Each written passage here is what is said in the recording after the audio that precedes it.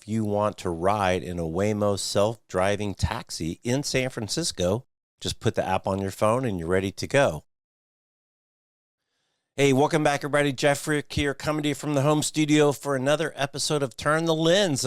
Some big news over the last couple days. Waymo announced, the spin out of Google Alphabet self-driving car, basically wiped out the wait list in San Francisco. So now if you want to ride in a Waymo self-driving taxi in San Francisco, just put the app on your phone and you're ready to go. Ironically, I finally got to take my first ride in a Waymo autonomous vehicle just a couple days ago. I was in the city. The opportunity presented itself. I think I must have been the last person to get cleared off the wait list. And so I was able to jump in, get my Waymo and ride it across town. So I recorded it. Wanted to share that video with you here, so you can kind of see what it was like from the back of the Waymo taxi. So it was interesting, and now it's available to everybody, and certainly something you should check it out, try it out. The future is here. It's just not evenly distributed. So without further ado, my ride with Waymo in San Francisco just a couple days ago. Okay, so I am in the future. Hello from Waymo. As we get going, just give us 1 minute to cover a few riding tips. This experience may feel futuristic, but the need to buckle up is the same as always. So keep your seatbelt fastened, please. If you're traveling with little ones,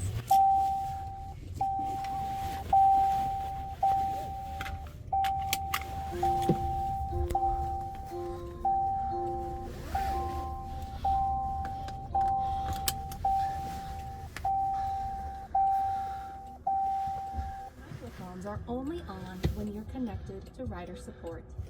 So sing your heart out. We can't hear you. You can also use the app or passenger screen to speak to a rider support agent at any time. In the rare case of an emergency, please keep your seatbelt fastened and remain in the car unless there's an urgent need to exit. Rider support will connect with you and provide assistance. Finally, relax and thank you for riding with us. Okay, so I'm riding in the future here. I just got my first ever Waymo autonomous vehicle. And of course I'm leaving a Gen AI show. I walked to earlier, but my dogs are tired, so I'm gonna take the Waymo back across San Francisco. Basically from Dogpatch to City Hall, a couple miles. Using my director cut to both simultaneously see the front. So we already had a left-hand turn that went pretty smooth. We're in the nice Jaguar, which I don't get to drag Jaguars very much. Shout out to he's a Jaguar fan. He selected the music for me, I guess. It's very pleasant.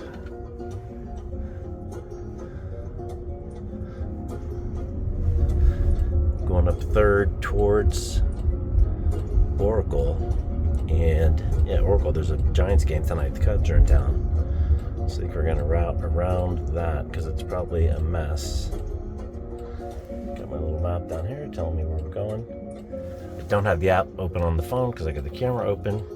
So anyway, I talk a lot about autonomy and how autonomy is going to change a game. And this is a little bit of the future right here. There's been some issues with some of the autonomous vehicles. The Cruise ones had their license revoked, I think, in San Francisco, or their permit, whatever it was, to operate. But Waymo's still going strong. They're also in Phoenix, and they've been doing this for a little while. I'll have to dig up the details in the post, but pretty wild. And it's something that we've known is coming for a long, long time. It was interesting on my walk. I saw one that was waiting for its rider to get in. Can you please turn the music down? We're yielding to an emergency vehicle. I just gotta turn the music off. I'll turn it down. There we go.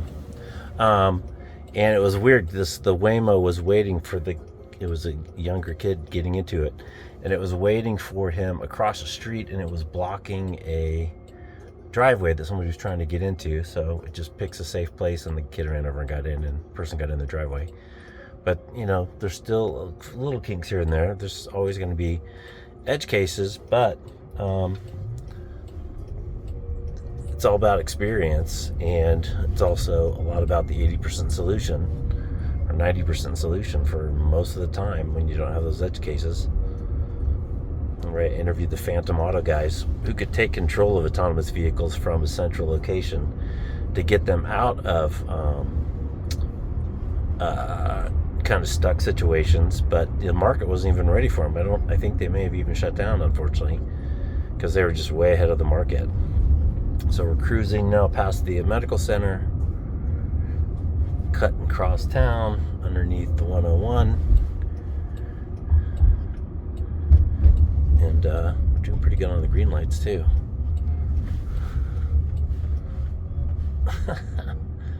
So far pretty smooth. I don't know, maybe there's not much to say because it's all going pretty smooth. I do like this cool director view in the Samsung. It's kind of like Be Real, but I can run it the whole time. Yeah, so we just completely avoided the Giants game. Go Giants. Hopefully they beat the Cubs. They just got beat up on by the Cardinals, I believe.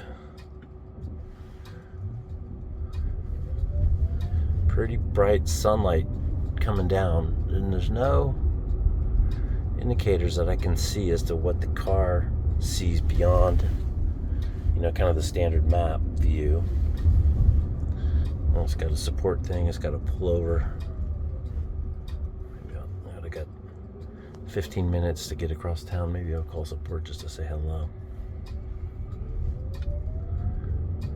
Car's super clean, of course. Can I see how much gas it's got?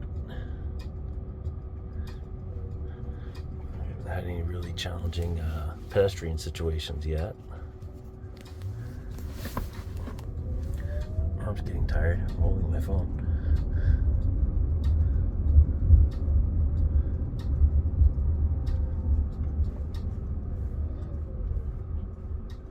So we're just cruising. Comes to a full stop.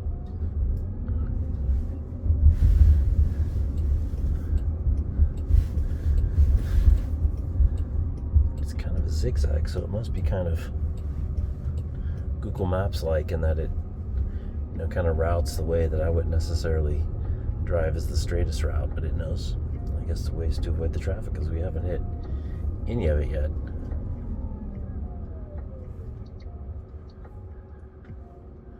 It's kind of odd. I think maybe they should have a talking driver. Use ChatGPT to can have a conversation and ask questions while they're driving. Again, the really cool thing about autonomous vehicles is they can't actually see every way at the same time, where we can't as people, right? You got to turn your head left, turn your head right, but they can actually, here we go, those guys are like challenging, jumping out in front of it to see if they could freeze us, and then they backed off. So that is a thing. People try to confuse the cars. They stand in the sidewalk, they do all kinds of things, which at the end of the day just becomes part of the learning data set. And now I see the view down below had those pedestrians jumping out into the crosswalk, but then they backed off.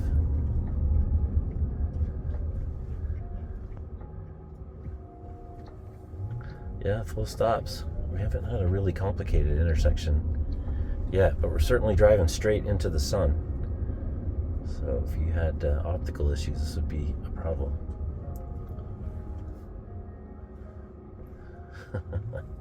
Certainly, if you're in a hurry, it's not like some of the wild Uber drivers that you get sometimes that are just screaming across the city. It's a comfortable, very stress-free ride so far.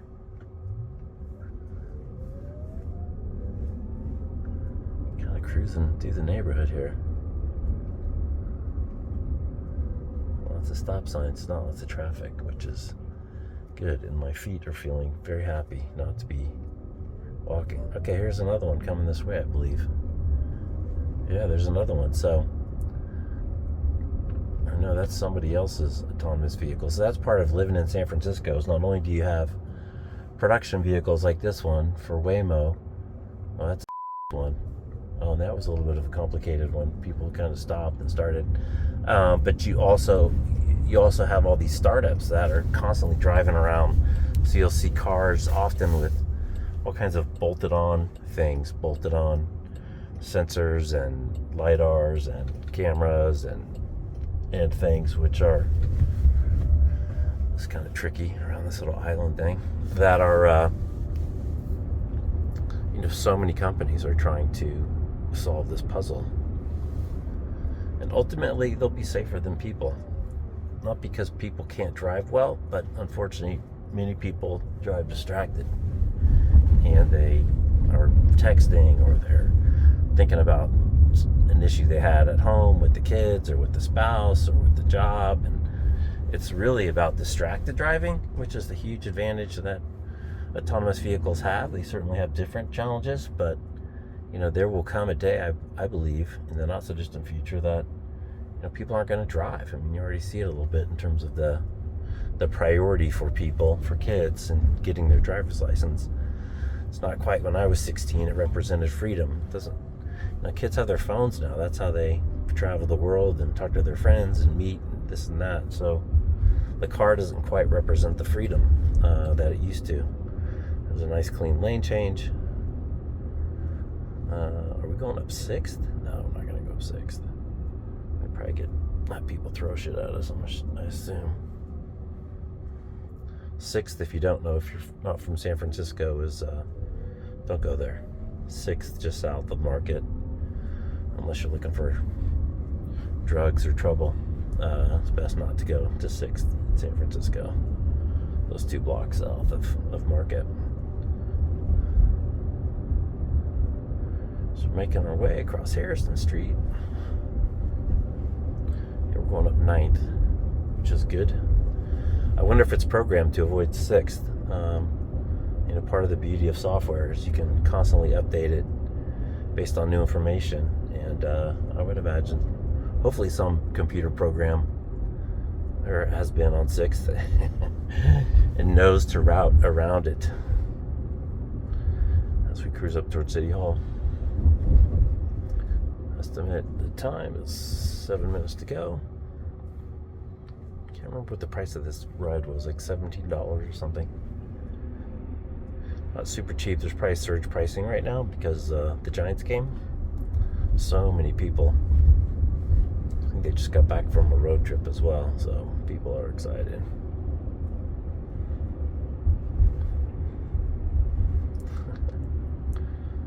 There you go. Now you can see on the display the active showing of all the other cars and what's going on. There's a motorcycle there on the right.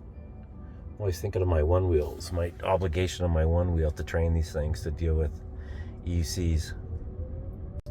What I can't see is the pedals. I wonder if the pedals are moving. The Phantom Auto guys liked using Fords, and I think Jaguar is owned by Ford. It might be too, because they had API connections to the controls. So the gas, brakes, turning, etc. Had easy access. So all their demo cars were Fords, if I recall. Alright, so we're coming up to Market Street. I hope this video comes out. I don't think I've ever done a director's cut. Coming up on the back of Bill Graham. Which way is he gonna go? She, it. The Waymos have names? Do they each have a name? They should give them a name. That should be another thing.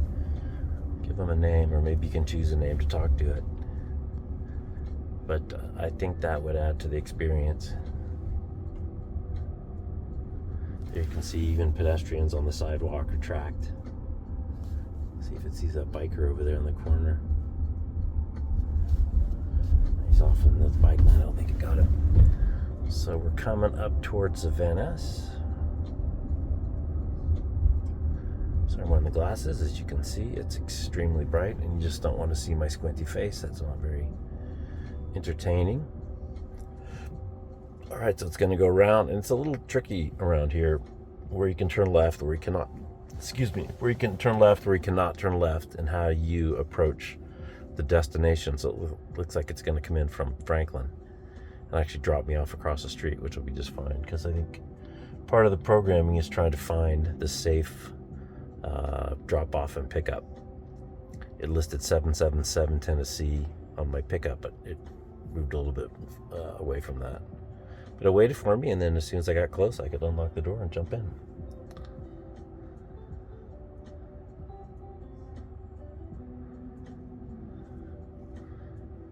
It's funny, the motorcycles look like, those are two scooters. They look like scooters. I guess because you can see the body, maybe. They're there, over there.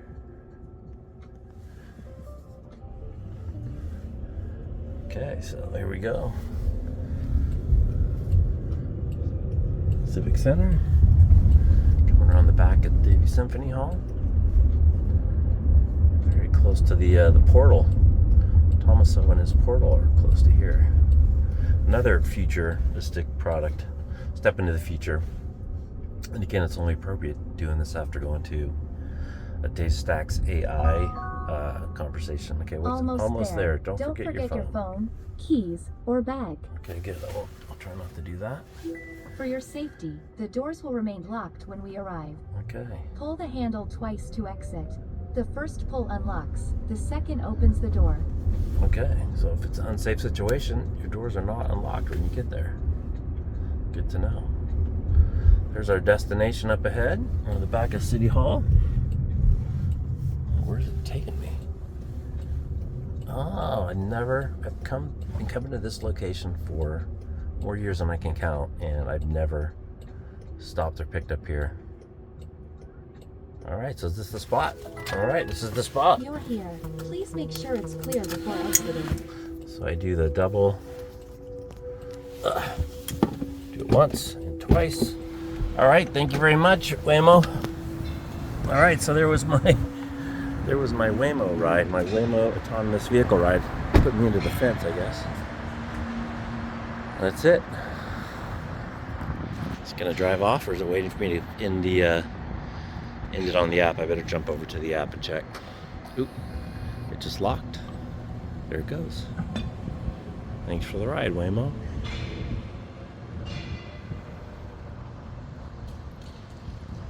All right, so that was an interesting experience. First time ever. Thank you, Waymo. And if you're in San Francisco, I think they're also operating in Phoenix, maybe another city. Check it out. A little taste of the future. Jeff Frick signing off. Take care. Bye-bye. So that was it. It was pretty wild. And, in watching that video after the fact, to see the estimated time of arrival changed quite a bit. The path that it took was not something that I would have taken. As I mentioned, there was a Giants game. They had just come back. It was actually Willie Mays night, which I didn't realize at the time. The Cubs were in town. So there was a lot of traffic around Oracle Park, so it routed around there and came in a way that I've never come to a location that I've stopped at hundreds of times over the years. So it was a really interesting experience. So get the Waymo app if you're in San Francisco. Try it out. It's not super fast because it stops at every stop sign, and it feels pretty safe, and it's not racing to get you to your destination, but it takes its time and it gets you there safely. It's a kind of a full circle moment because the Waymo Hive, we used to call it, is not that far from my house where they were doing a lot of the development. We've seen the vehicles evolve over time from these little round ones to little SUVs to minivans to, I think the latest version is a version of a Jaguar small SUV. But it's a pretty wild experience, and now it's available to all. So I just wanted to share this video since I finally got to have my ride, and who knew I was the last one to get off the wait list before they opened up to everyone. So check it out. Just by chance, I happened to go to a book party at our local bookstore, Kepler's, and see Ray Kurzweil and his daughter Amy as they released their new book, which is called The Singularity is Nearer. And there's some really interesting concepts on longevity, escape velocity, and some other things. He's a pretty thoughtful and deep thinker. Hope you enjoyed that video. Hope you get a chance to ride in a Waymo next time you're in San Francisco. I would definitely encourage you to give it a try. Like we always say, the future is here. It's just not evenly distributed. Thanks for watching. Thanks for listening on the podcast. Be sure to like, subscribe, and share with a friend. Take care. Jeff Frick signing off. Bye-bye.